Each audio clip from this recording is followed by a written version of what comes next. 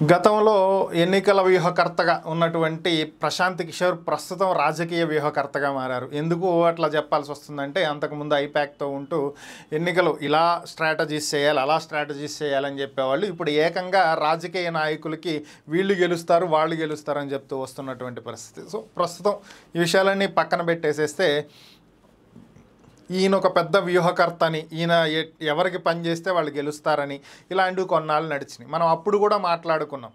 ఇక్కడ ఎవరు వ్యూహకర్తలు ఉండరు, స్ట్రాటజిస్టులు ఉండరు. ప్రజలే అతిపెద్ద స్ట్రాటజిస్టులు.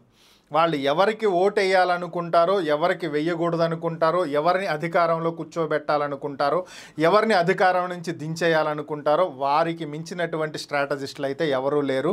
వారి పల్స్ అంచనా వేయటం అనేది అంత ఈజీ అయితే కాదు. సో ఇది మనం గతంలో కూడా చెప్పుకున్నాము. నిజంగా ప్రశాంత్ కిషోర్ అంత వ్యూహకర్త అయితే తన పార్టీనే అధికారంలోకి తెచ్చుకునేవాడు. ఆ పరిస్థితి ఇప్పటి వరకు చేయనటువంటి పరిస్థితి. ఇది విషయాలు పక్కన పెట్టేసేస్తే, ఆయన ఒక ఇంటర్వ్యూలో మాట్లాడుతూ, కరణ్ థాపర్ నిర్వహించినటువంటి ఒక ఇంటర్వ్యూలో మాట్లాడుతూ తనకు 10 ఏళ్ల రాజకీయ అనుభవం ఉందని, దాన్ని బేస్ చేసుకుని చెప్తున్నానని, దాని ప్రకారం చూసుకున్నట్లయితే ఖచ్చితంగా ఏపీలో టీడీపీ పార్టీ లేదా కూటమి, టీడీపీ జనసేన బీజేపీ కూటమి అధికారంలోకి వస్తుంది అని చెప్పి ఆయన చెప్పాడు. సో మీరు చెప్పినటువంటి జోస్యం నిజమవుతుందా అని చెప్పి కరణ్ థాపర్ ప్రశ్నించడం జరిగింది.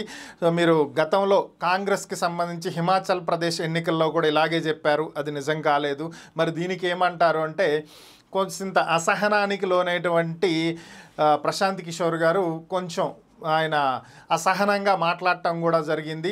సో దీనికి సంబంధించినటువంటి ఆధారాలు చూపించాలని, అప్పుడే ప్రశ్నించాలని, ఆధారాలు లేకుండా మాట్లాడటం సరికాదని, కొంతమంది ఇంటర్వ్యూ మధ్యలో నుంచి వెళ్ళిపోతారని, నేను అలాంటి వాడిని కాదని, మీరు క్షమాపణ చెప్పాలని కొంచెం ఆయన స్పందించడం జరిగింది రివర్స్లో. అయితే ఆయన అనుకున్నటువంటి డ్రామా అయితే నడవలేదు. మీరు రీసెంట్గా కూడా టీఆర్ఎస్ ఆర్ బీఆర్ఎస్ పార్టీ అధికారంలోకి వస్తుందని తెలంగాణ ఎన్నికల గురించి కూడా చెప్పారు, అది కూడా నిజం కాలేదు.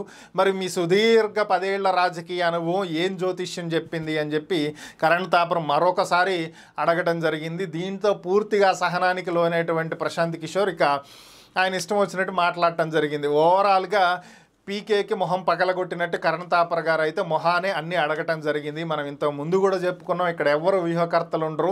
ఆయన అదృష్టం బాగుండి ఆయన డీల్ చేసిన వాళ్ళు గెలవటం, ఆయన పెద్ద వ్యూహకర్తగా దాన్ని చిత్రీకరించారో తప్ప అక్కడ అంత సీన్ లేదు అని చెప్పి. సో ఇది మరొకసారి రుజువైనటువంటి అంశం. ఎవరిని కుర్చీలో కూర్చోబెడతారు అనేది ప్రజలు డిసైడ్ చేయాల్సింది, వ్యూహకర్తలో స్ట్రాటజిస్ట్లో కాదు. ఆ పరిస్థితులు ఎప్పుడో పోయినాయి, ఆ పరిస్థితి ప్రస్తుతం అయితే లేదు. ఏపీ ఎన్నికల్లో ఎవరిని సీఎం సీట్లో కూర్చోబెట్టబోతున్నారు ఏపీ ప్రజలు అనేది జూన్ 4వ తేదీ మధ్యాహ్నానికో సాయంత్రానికో తెలిసే అవకాశం అయితే ఉంది.